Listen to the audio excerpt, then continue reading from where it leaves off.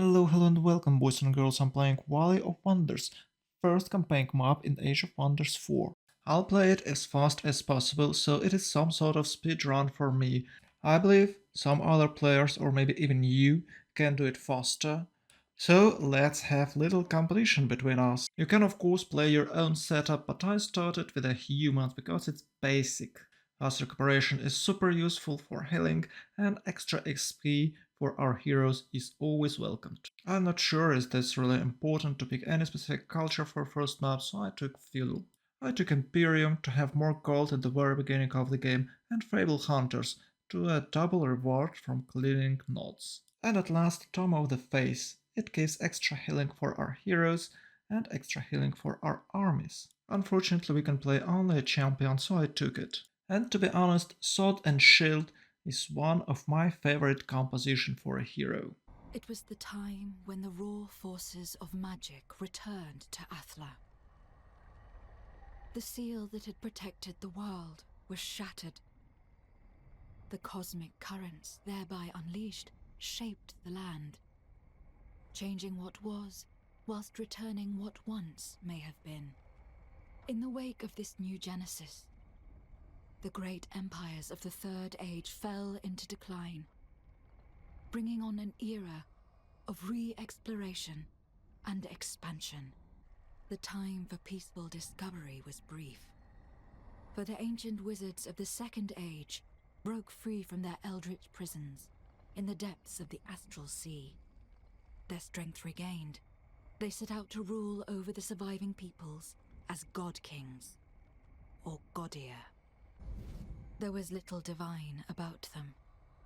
Yucca, Nimue, Carissa, a pantheon of pretender gods. They were scarred, corrupted, haunted by millennia of torment, and ready to unleash their newfound powers against whoever dared stand in their way. Yet the wizard kings were not unchallenged. Mortal champions rose to the defense of their people, rebuilding their realms and learning to channel the currents of magic. This is the story of one such champion. While traveling through the Valley of Wonders in search of a new home, tragedy befell his tribe, its elder slain by a magical being.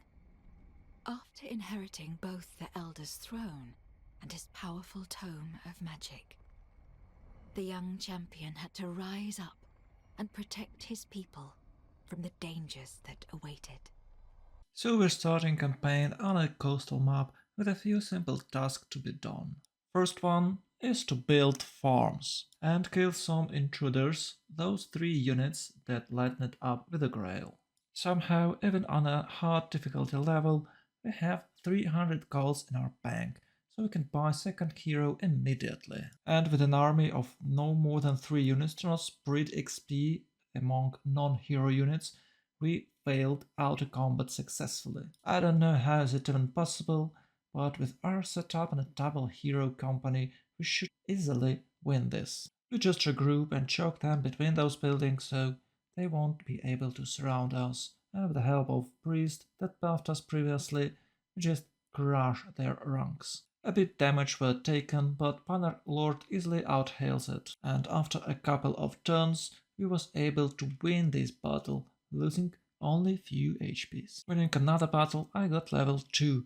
We can use unique feudal lords promotions. I choose Lord of War because it gives us more movement points and extra healing, and we're about to go on a crusade. Undying Loyalty, also unique for a feudal culture, a nice support skill. Because I'm a feudal, I added farm turn 1 and finished our first task. Pick extra food as a reward, and boom, it's a 3-pop city turn 1. Awesome. Army Hail is awesome spell which helps us on a distant quest. Our goal for now is clear surroundings and find out main enemy of this map, Yucca. I leveled up after a few auto-resolving combats and Mending Touch was learned. An awesome support healing skill which costs you no action points at all. City-state quest was super easy, just kill 3 astral creatures. Another, after resolving combat, won. I decided to pick an awesome sword that they offered us as a reward. But it appears to be not a sword but a spear that can't be used with a horse. So it appears I got no reward at all because mobility is way more important than a few extra damage points. Jonas the Strong reached level 5 and he only could summon undead, so I picked it. Now we're even stronger in our outer resolving combats. Feudal Ruler is another good trait and a support skill for a feudal culture. Day 4. We've met the main protagonist of the entire campaign. She offered us to clear the Tower of Destinies, which of course I agreed to do. After Army Hill, I was lucky enough to learn Faithful Whisperers. It's a great spell to interact with the city-states, and one of our tasks is to suzerain the city-state. During this quest, we first time met Yaka. I wasn't ready to fight him now, so retreated with a scout and decided to clear a bit more nodes to get more XP for my heroes. Auto resolving with the high tier heroes is super cool. You just get stuff for free, and some experience of course. Tower of Destiny was not a hard quest at all. I cleared it with the 2 heroes and a support unit. I paid some mana to make this quest easier. I was playing a lord, not a wizard king, so I couldn't even use that mana in combat. Another after reserve victory and the reward. A Gaia chosen major race transformation, which can be cast for free. That's truly awesome reward. Don't forget to pick it. And another reward from Sundren. I choose the Sun Spear.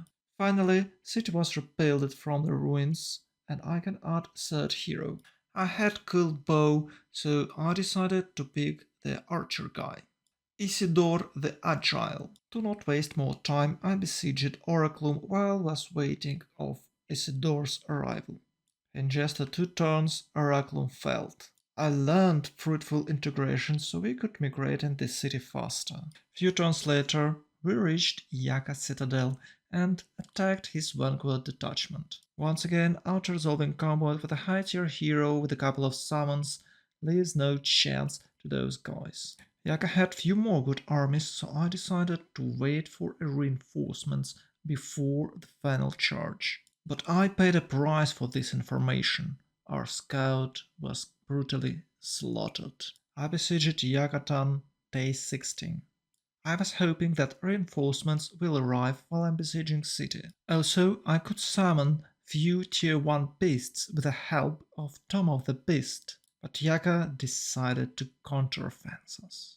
With the terrible results of outer resolving, I decided to take a manual combat. So our combat starts with the summons. We can summon some undead, skeletons and elementals.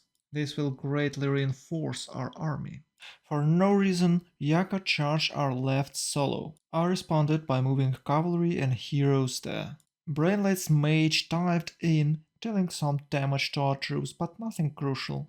Using Mark as spray spell significantly increased incoming damage. With a couple of shots, main hero were slain. Only hard target left is a phoenix. I surrounded next turn and was able to slay the beast. But he resurrected as a phoenix next turn, dealing massive fire damage to surrounding units. He even killed an archer. What a giga chat, dude. I'd like to have a phoenix in my own army. Rest of the combat was quite one-sided. I used rejuvenation to heal units, block and slay his casters with the cavalry units. I had to pay the price for such a great victory. Main hero died, or at least was wounded. He of course will return in 3 turns, but it's only 1 turn till the walls will fall. So I entered the Yakatan city turn 20 and achieved victory. I'm not sure how fast it is, but it is way faster than I did By the first repelling try. the invasion of Yaka, the spark of divinity was ignited, and a new Godir ascended to the cosmic pantheon. Beyond the veil of mortality, the pantheon represented an entirely different world. For while the Godir could walk the realms as gods, They had to abide by rules when dealing with their own kin within the Astral Sea. In Mage Haven, a world near the center of the Astral Sea, the Godia of the Pantheon had established their forum of council. It was a place warded by an ancient spell. Stripped of their abilities to harm one another, even the fiercest enemies could meet up in Mage Haven. Here, the Godia constructed their world gates, through which they embarked on their journeys of exploration and expansion that defined the Fourth Age of Wonders.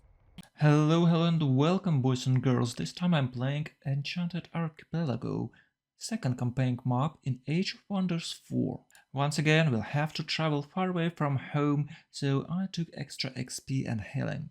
Ruthless raiders and fable hunters stuck well together because we'll get more gold and rewards from clearing nodes. And I'll take extremely popular Tome of the Horde. Unlike the first map, we are able to pick Wizard King, so pick Wizard King when you can. I got Berserker Great Axe Advancing Pantheon, so I'll test it. Bad part, it gives you Berserker, good part, it gives you Steadfast, which prevents your death, at least for a single turn. The Astral Sea connects all and everything. To most, it is merely a way to travel between worlds, yet some call the Astral Sea itself their home. Of the many beings who reside within, the curious Mer are the most gentle. They swim through the magical currents with ease and use their voices to guide lost souls to safety. This is the story of one such Mer called Elia, whose curiosity led her to misery. This particular young Mer was intrigued by the worlds that connect to the Astral Sea. She was specifically attracted to a realm called the Enchanted Archipelago, for its tides resembled her natural habitat, yet felt so different. But it did not take long before Elia's visit turned into a nightmare, when she was captured by a capricious Godia called Nimue, who sought to study her for her beauty and power. The self-proclaimed goddess, Nimue, used Elia in her efforts to create her ultimate race of followers. But her results never lived up to her ever-shifting demands. Elia was forced to watch Nimue drown her own creations over and over again, only to begin anew once more. The horrified Elia, shackled and sequestered, could only sing a desperate song carried by the currents over the Astral Sea. Elia's song reached Mage Haven, where the Covenant, a virtuous alliance of Godia, heard her plea. The Covenant sought to uphold the ancient agreements of peace and stability, and were thus concerned by the song about Nimue. Had the Siren Goddess gone mad with power, or was another force at play? One zealous Godia of the Covenant volunteered to investigate the Enchanted Archipelago and liberate it from Nimue's drowning embrace. Main quest is pretty simple. Dump old girlfriend, find new girlfriend. Second one is optional. But unlike in real life, we got a marker where to go to find a new one. As in a previous game and in a future games and in every game you play, you should hire an additional hero. Right after that, you should clear every single node you can find. While doing so, we got another quest to find a free city, which might be hard to do because we're on an archipelago. So we'll have to learn how to swim, spending 50 Imperium on that. I played this map a couple of times and had ruins on initial island. But unfortunately not this time. I had to fight my way through the groups of monsters to found outpost and the city after that. Luckily, RNG gods were on our side and we could auto-resolve every single combat. I've met a free city Flotsam, but it was not the free city we were looking for. So we got another quest to sign a pact of loyalty with Flotsam. Turn 10, we finally meet Nimue. We have to defeat her to achieve victory. Considering that I have level 10 and 9 heroes thanks to power leveling, it will be an easy task. I haven't hired third hero yet because I didn't have a second city yet.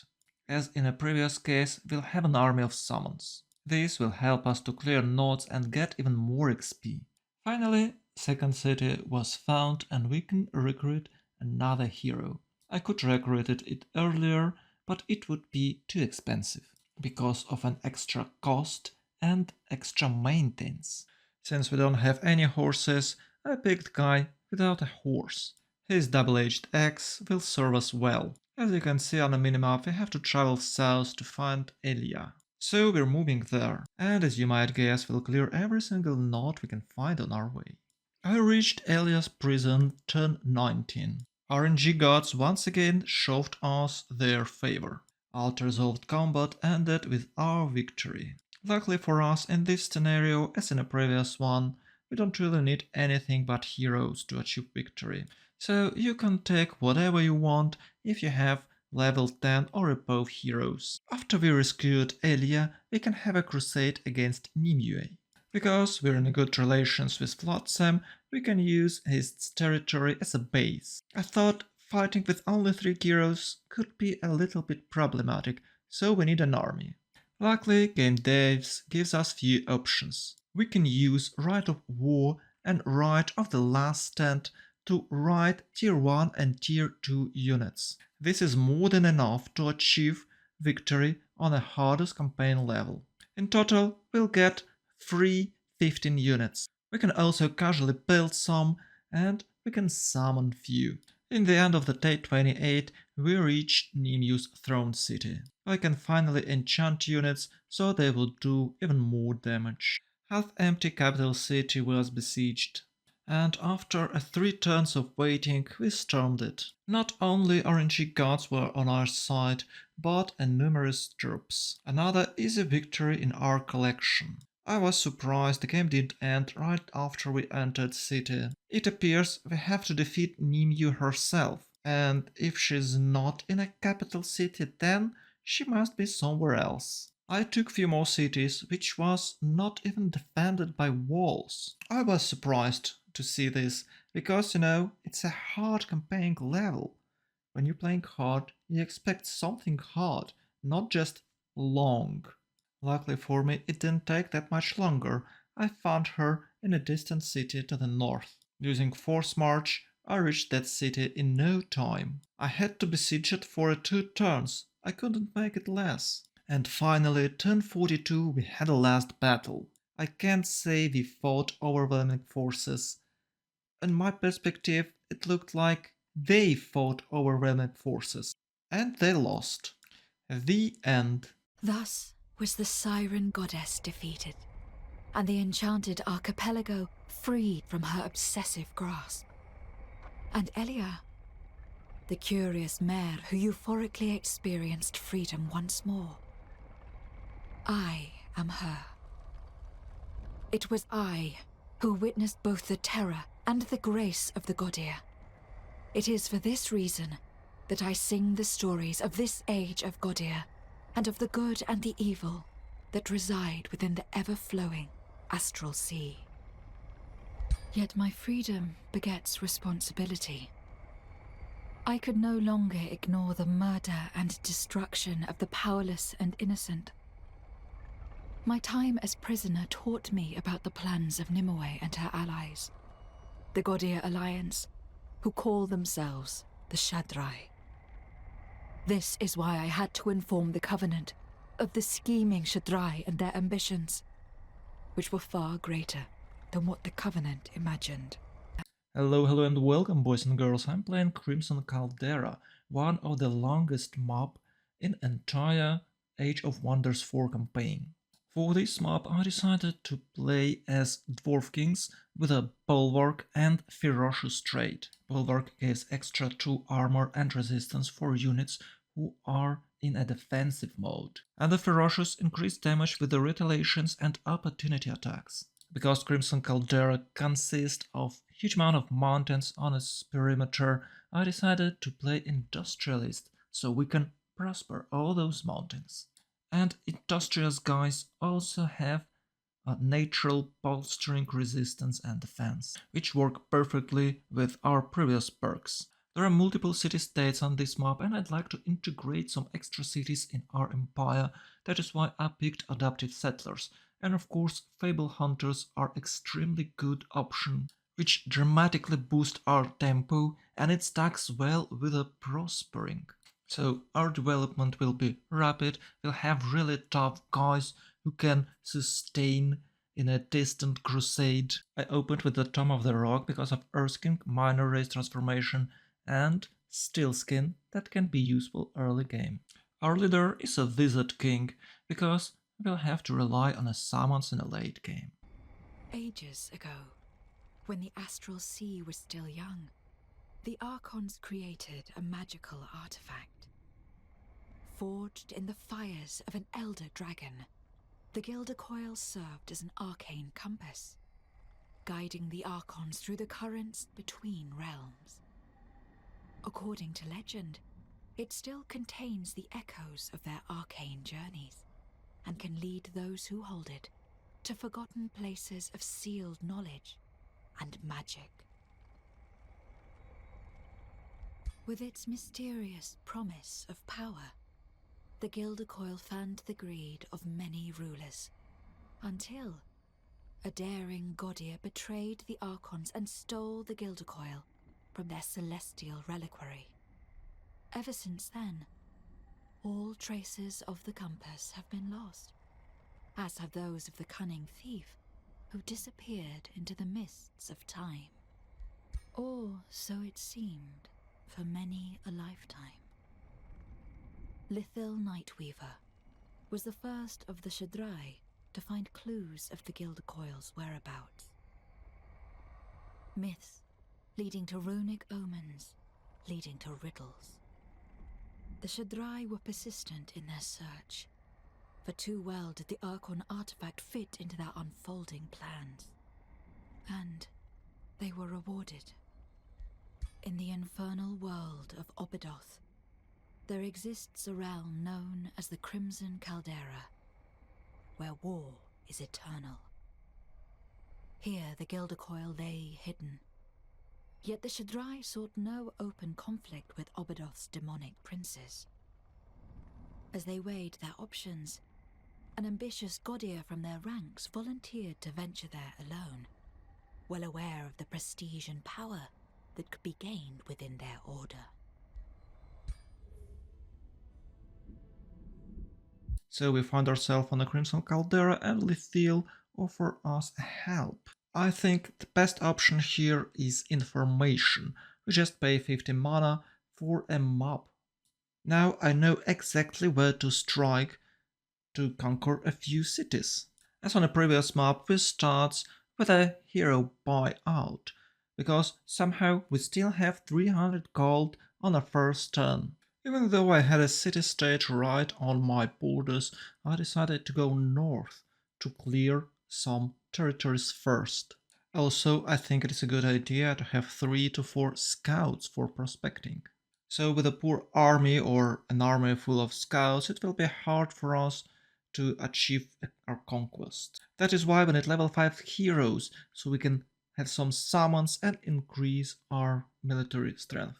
Thanks for scouts, we can find some good items early game, which highly increase our heroes' efficiency. Okay, promotions for this build are Sentinel and Defensive Master, which grants you a defensive stance after you finish your moves. That means our Bulwark promotion will work on our heroes constantly, highly increasing their durability. Finally, turn 8 we make an assault on the first city-state and achieved glorious victory. Of course, Tale City will be integrated in our rising empire. Turn 11 we finally meet our first opponent, which triggers main quest. The plot is we meet opponent, cast a spell on him, find his weaknesses, use it to achieve victory. So I did everything Lethal told me, and kaboom, now we know the weakness of a guy whose name I can't remember. First quest is to take control of that specific province, which already occupied by our enemy. Well, it's not exactly occupied, but we can't control that territory without removing outposts. And to be honest, all enemies here are overpowered. They will bring 6 armies out of nowhere, and you'll have to win twice in a row, which is kinda hard. Let us hope we won't have that problem this time. While we were on a quest, I opened new Tome of Magic. You familiar with it? It's Tome of Faith because it gives us extra healing and a mending touch ability. Because our units have a lot of armor, they will have a lot of effective health and of course effective healing. That is why I picked this tome, so we can out-heal damage we took in a strategic map or on a tactical map. Actually, extra healing works perfectly well when you're playing against AI. I can't explain why, but maybe because AI just can't focus fire. Finally, only 10-16 we cleared that outpost. I believe it is possible to do it way faster, but I wanted to have solid economy behind my back. Because without it, late game will be terribly hard. After securing our primary tasks, we can soak some XP from surroundings. That means we're gonna kill every single node creature we can find. I don't know why, but right after we cleared his outpost, Taliath surrendered. I think it was some kind of bug, because when I chose to add him as additional hero to my crew, he didn't appear. I loaded a couple of times and I think it's a major bug of this campaign. My whole battle plan was to collect as many heroes as possible, like from 4 to 6, so I can just use them and the summons to clear everything like in a previous campaign we played. But no, and because of bug I have a 1 hero less, and this was not just a hero, it was level 13 hero. So I'm kinda disappointed on how that quest ended. But well, we got things to do, so we'll move on. Next tome I picked is Tome of the Doom Herald. It's one of my favorite tomes and I pick it every single time I'm playing. I can't just handle myself to not give my units extra 30% damage with a cruel weaponry enchantment. Our company of heroes reached city-state Loria turn 21. Without any problems we cleared separated armies with auto-combat and besieged city. Day 24 garrison was defeated and we added an extra city to our empire. With a proper tomes build and hero leveling you won't have much manual combats, it is always auto combat, so I'm getting more experience than that, and unlike previous mobs, we won't see much of manual combats this time. Day 25 we've met Carissa and casted a spell. So to defeat Carissa we just have to destroy a group of monsters. The only problem is they a bit too far, but thanks to a hero power leveling we'll deal with them in no time. I moved straight forward to quest target and reached turn 26. Another amazing auto-resolving combat leads us to an easy victory. This time quest isn't bugged and Clarissa joins our hero party. She's a level 13 hero with amazing items. Of course, thanks to prospecting, we have a lot of items of our own, but her items are great as well. For her, I used the same promotions as I used for all of my heroes. Bolstering, obsidian, weaponry, and focus on a defense with a sentinel and defensive master perks. Talking shortly, I used every single perk that gives extra bonus damage or defense in melee combat. It is nothing special, there is no any tricks, but just adding all those perks, you'll have extremely strong hero. While we were on a quest, knowledge slowly accumulated. I picked Tome of Fertility because it has amazing regeneration spell, Blossom of Life. Because all of our heroes are walking fortress, even a tiny bit of regenerated health will be a massive problem for our opponents. While I was prospecting, I met Kir Uranor. He is the only leader on this map who can only be defeated by force. So we'll deal with him later. Frico Dionis is the fourth hero on a Crimson Caldera. To defeat him, we should just march far, far away and clear 3 nodes from monsters, while being attacked from all directions with 3 to 6 armies simultaneously. Easy peasy quest, you know. Gotta go fast, but luckily for us, I added Pyre as my fourth city and we have base nearby. This makes this quest slightly easier. I reached first node, meeting no resistance and using road, which is amazing. Second objective was also not that hard to reach. Another auto combat and another glorious victory. Things are going way too good.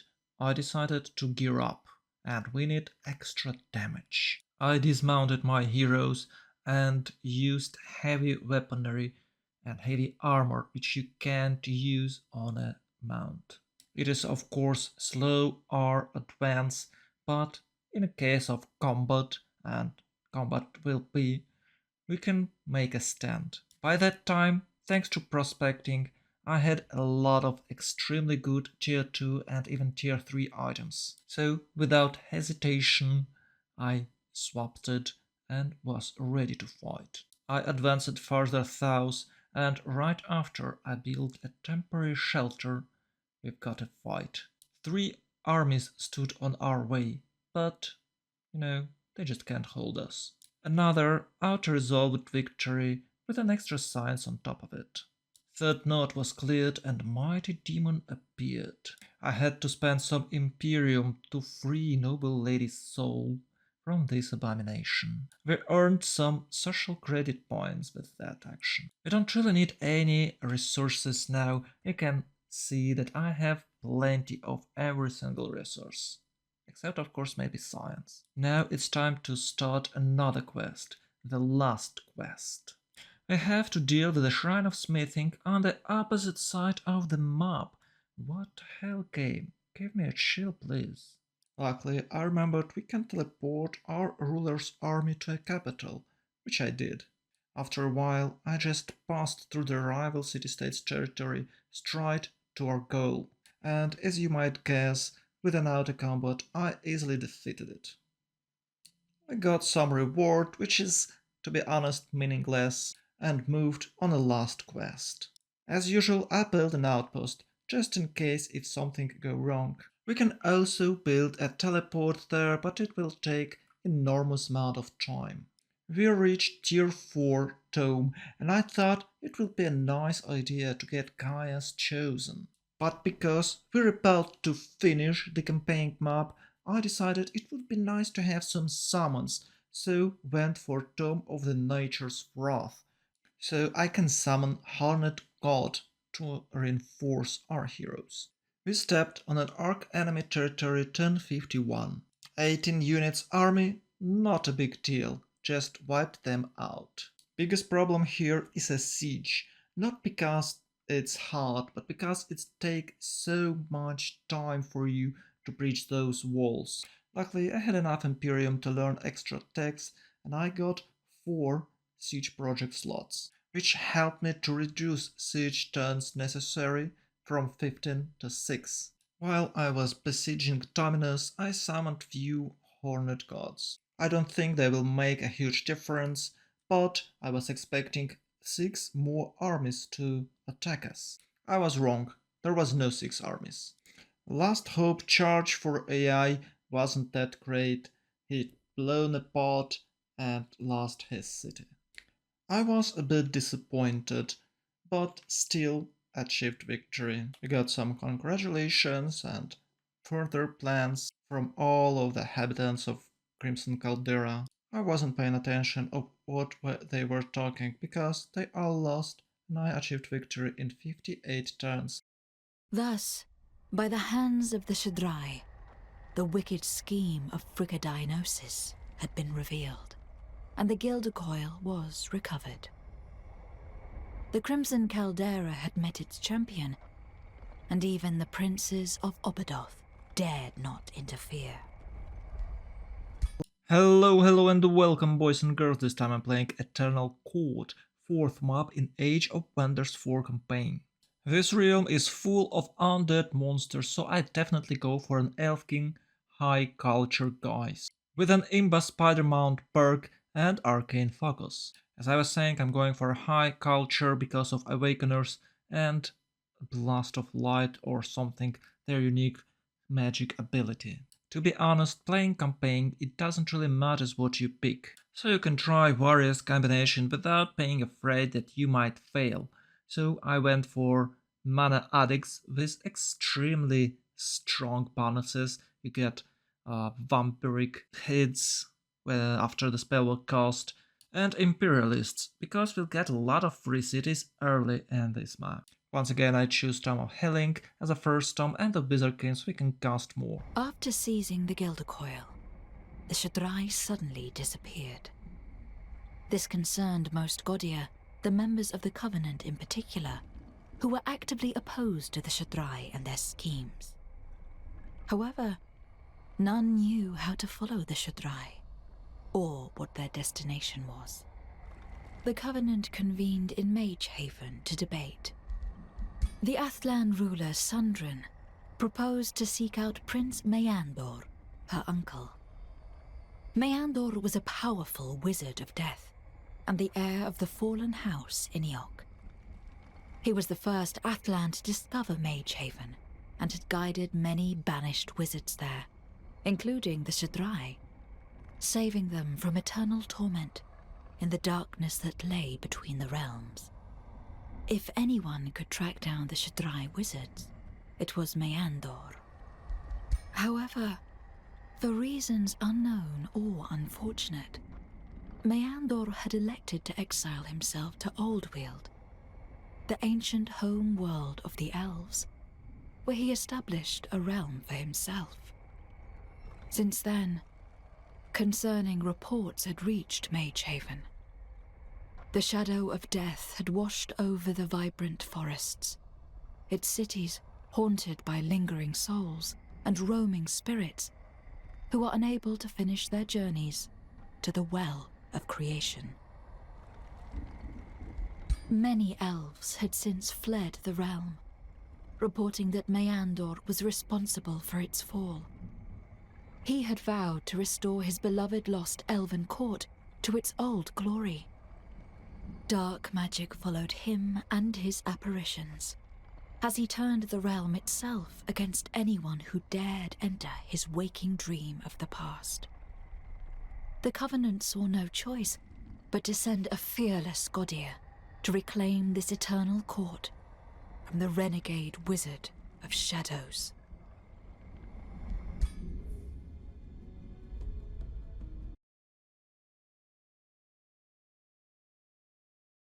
We start on a spot surrounded by various monsters which are easy to defeat. Main feature of this map, we have extra hero limit, so we can own 3 heroes right after we start the map. So I hired 3rd hero turn 2 without any penalties, bought extra 30 gold for maintenance it. Right when we start the map we get a quest, go east and find some elves, so we'll do so. While surveying surroundings, our main heroes, 3 of them, power leveling, with a company only of themselves. Our goal is to achieve level 5, which we just did. There are 2 rival city-states to us on this map. It's scripted, you'll meet them sooner or later, and they will be very close to your main city.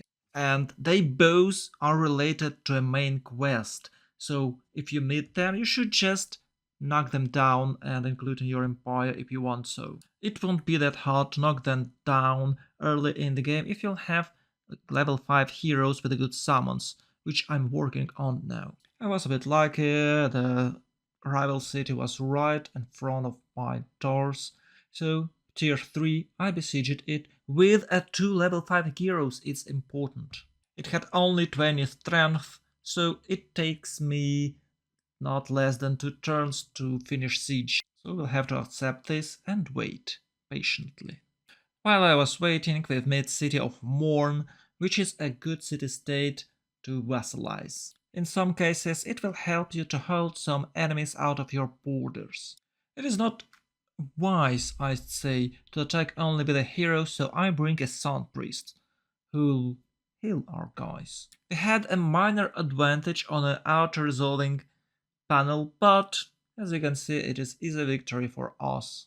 Right after we finished the siege, we're triggering another quest where Ineog the Fallen appears, and he places infestation right in our face, so we have to deal with it. It is a high tier infestation with the Reaper, but if you have 3 level 5 hero or more, you can easily get it. You see the odds in not our favor, and we only lost a Sun Priest, and we don't actually need him anymore because you can learn Twin Awakening as a support hero skill, so you don't need Priest to awaken your troops. Turn 7 I finally met the Elves of the East, which can be your friends sometimes or can be your enemies. It depends on how the game is going and what perks did you pick. But in most cases, this is a peaceful thief that is not related to a main quest on this map. By the turn 9 I have made Melanith the Lifeless. She gives us a good piece of information and another quest which leads us to victory. So we have to defeat a guy who we already defeated, we have to visit a tomb, and we have to defeat Spellweaver. It appears that this bad Spellweaver girl is messing around with our good boy Prince, and we have to save him so he can join us on our grand campaign quest. And there is no easier task than kill someone in this game. You just go there and you destroy main city or kill a hero itself, and boom, you're done. So, knowing this, I started to act. But at first I decided to finish secondary quest to defeat the Spirit of Saridas. It is kinda good quest, we'll get XP for one of our heroes, we'll get a free city which can be useful to accumulate some power for our final crusade, so why not to do this? And as I was saying in the beginning of the video, it is one of 2 cities you can conquer. So it's only pluses, we'll do this quest fast and we'll go back to our main quest. Another good thing that when you're playing high, you have extremely amount of science. Your unique improvement stacks well with the AB from the Tome of the Face, and you can accumulate extreme amount of science and move forward with the tomes and get good units. So I'm stacking those knowledge improvements between 2 of my cities, and this will lead us to glory, I promise you. Turn 19, I'm picking my first tier 2 tome.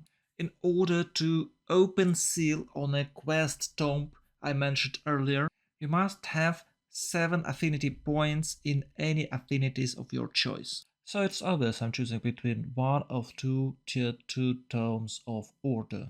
I decided to go for Tome of Inquisition because it gives more bonuses for military units. After a 2-turn siege, we defeated the Shadow of Saridas. Once again, auto combat with extremely powerful heroes leads us to no losses. After a brief talk, Sandran got extra XP she was promised by finishing this quest. Now we can move straight forward to a last quest, the defeat of Spellweaver. As on a Crimson Caldera, the biggest issue here is a distance. While moving on a Spellweaver's den, I visited Tomb. There will be no fight, no nothing. You just break the seal with your 7 affinity points, you have some brief talk with a lady of an elvish race, she gives you a reward and you can move on. That is the best quest I ever had. You have to do nothing, just get there and get out of there. Just easy like that. Awesome. After that I can freely march to a city of Morn.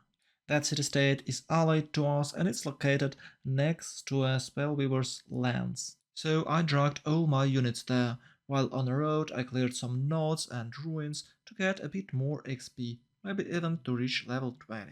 Reaching Morn turn 29, I discovered that Spellweaver units was plundering its territory. So I just cleared them without hesitation and without any problems. The hardest part of this quest is you have to locate underground path to a Spellweaver capital.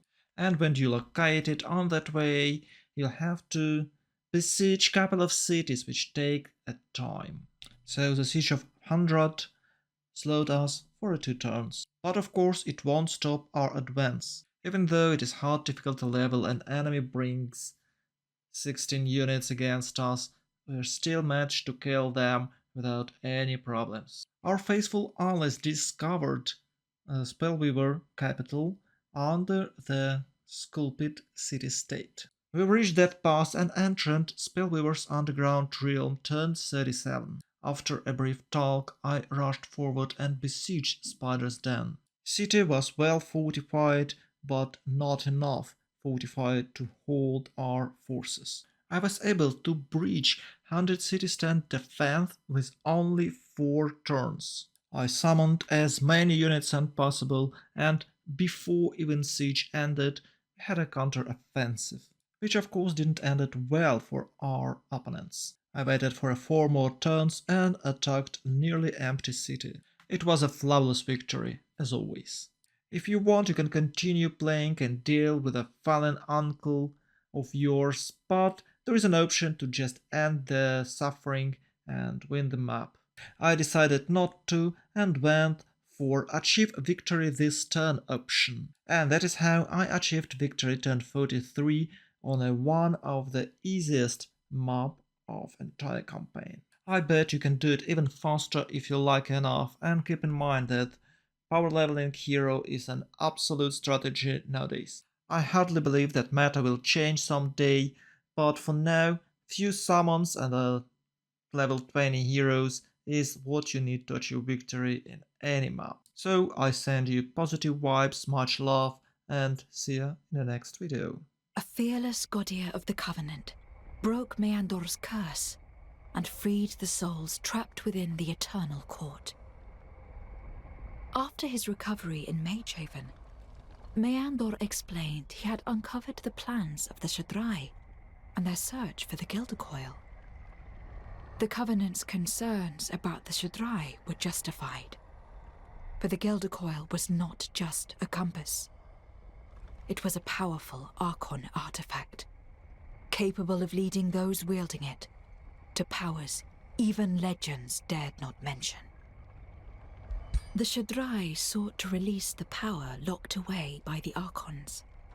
They had invited Meandor to join their cause, but after his refusal, the Dark Cabal had ensnared him in the nightmares of his past.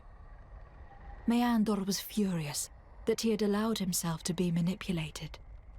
He thus decided to aid the Covenant and used his strong connection to the Astral Sea to locate the Shaddai.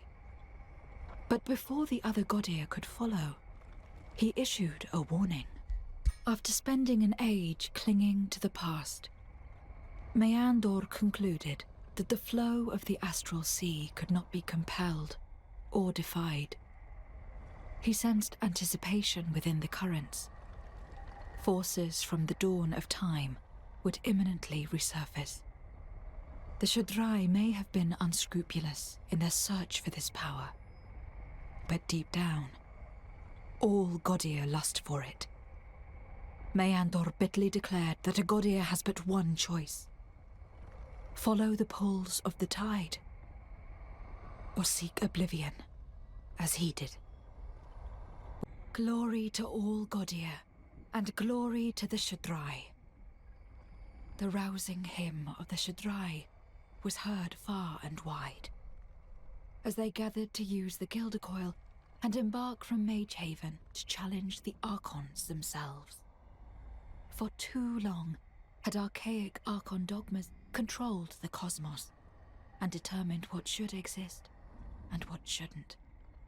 It was time to ring in a new age and break the chains that fettered the true potential of the Pantheon.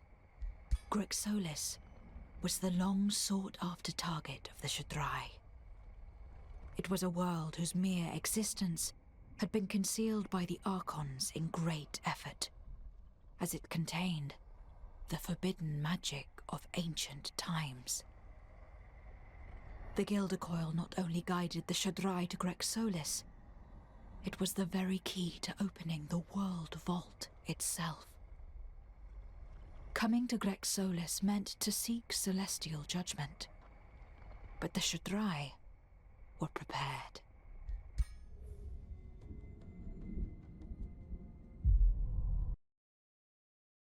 Hello and welcome boys and girls. This time I'm playing Grex Solis the 5th, the last map of Age of Wonders 4 campaign. We finally arrived to this Grex Solis world and all we have to do is to achieve victory. That's it, super boring map. Our allies kinda annoying guys who will just steal our lands, but they gives us a solution how to make our game easier. There are 4 options of how they can assist us. First, they can burn enemies on a tactical map. Second, they can summon us some units from Enchanted Archipelago. They can destroy a province of our opponents every 3rd turn, which I took and I think it's the best one. And the last one, which is not the worst one, we can have extra units from Astral Sea after we defeat enemies. It is not a big of a deal, none of these grants us victory, you don't have to do anything, you just click on it and it works entire map. So I find myself in a pretty good spot with our allies nearby. We're on a frontier, so we'll have to fight our opponents as well. I'm going to use the same power leveling tactic as usual, so it won't take us long. Now I made the mistake and I haven't explained for you what does power leveling means. Well, the simple answer is you have 3 units in your army. It mostly should be heroes, like you have 3 heroes and you farm everything with only those 3 heroes using their summons, so they soak more XP. You can use 2 heroes, but you can't split experience in a 2. It's 2.5. So if you have only 2 heroes, you lose 0.5 of experience, and that's kind of bad. Well, of course, you can use 2 heroes and some units, but, well, you don't really need to level up your units. Well, you need it, but it is better to have 3 heroes and soak all that experience to your heroes.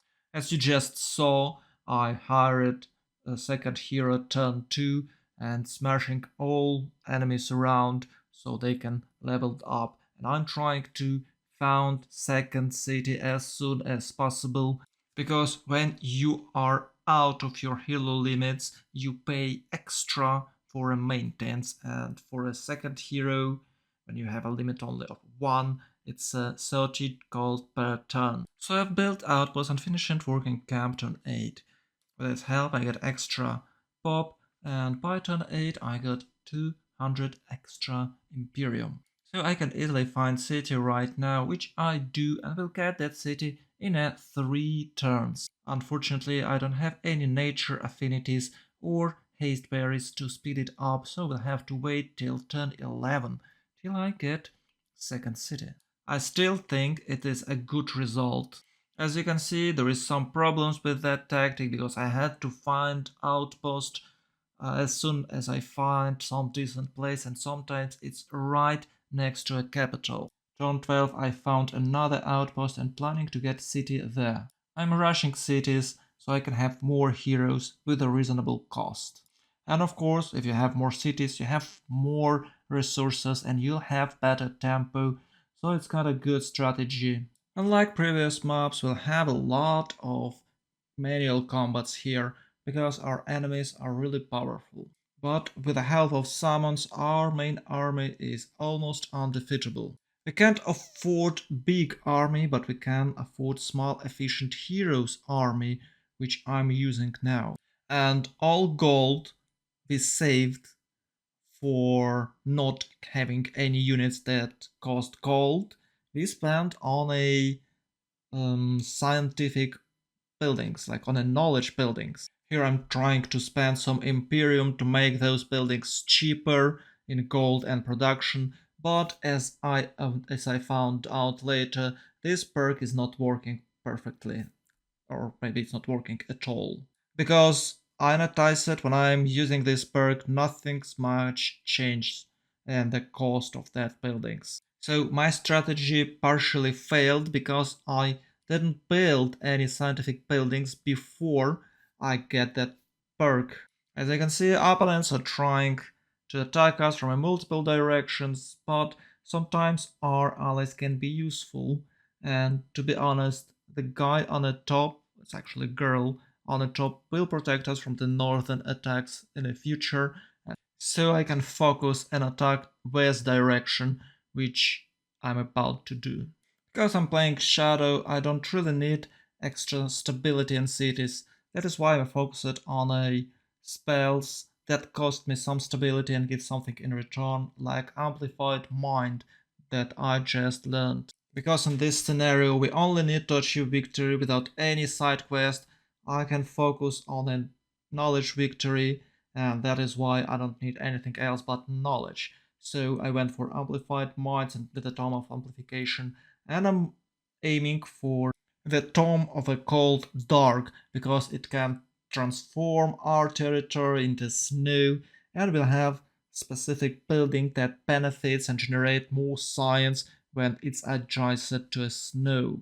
We don't really need much warriors units as strong units because we're playing against AA and power leveled hero capable of defending us in any situation. After a few turns, I turned my empire into a snow kingdom. I really like Marching Winter spell because it gives you 2 food and 2 production for each province in your territory it's affected while spell is casting. So for example, for a city of 10 pops, you'll get 10 food and 10 production. That is amazing. On top of that extra science you can get from specific buildings. You can see with Amplify Minds and Marching Winter, I now have 783 science by turn 50. It's not that much, but we can pump those numbers up even higher. With Ingredient Experimentation perk, which boosted our science for 200 more points. And of course, I don't have to say that you must collect all liquids so you would get their bonus as well. Turn 51, I bought out Heart of Shadow tier 3 building required for scientific victory. I was surprised that you can buy it out. After that done, I casted Age of Shadow spell and just have to wait 15 more turns to achieve victory. I assure you that no AI, how hard it is, can't beat you at these timings.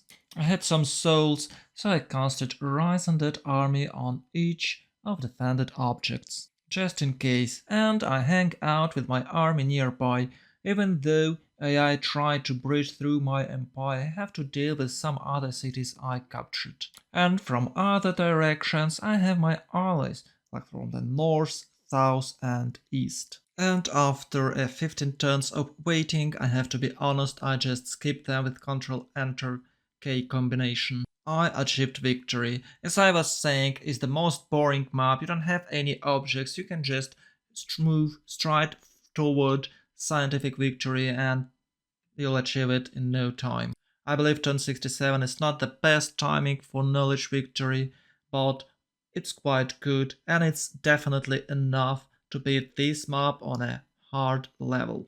After we achieved victory, it's always a lot of talking happenings and we have some plot twist. I don't want to spoil it for you, so I just skip it. With a Gilder Coil, we open some portal or I don't know what in Greg Solis, and that's proclaimed the 4th Age of Wonders.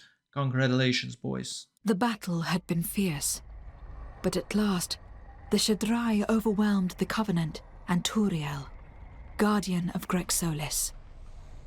Their victory, however, became tainted with confusion when Lithil Nightweaver revealed her true identity. And then she broke the world vault. Grexolis burst open in a swirl of raw magic. an arcane tide surging through the astral sea. In the blink of an eye, entire worlds came to be anew, while a myriad of forgotten thoughts invaded the minds of the present Godir. As the turmoil slowly subsided, the Shaddai convened on the empty shell of Grexolis to reflect on their achievement. They had caught a glimpse of something great. A veil lifted on ancient times and its primal gods. Forgotten were all worries about the Archons and their distant war with the Shadow. For the realms of the altered cosmos glimmered like beacons of magic mystery, as if they were beckoning Magehaven's Godir to rise in this fourth age of wonders.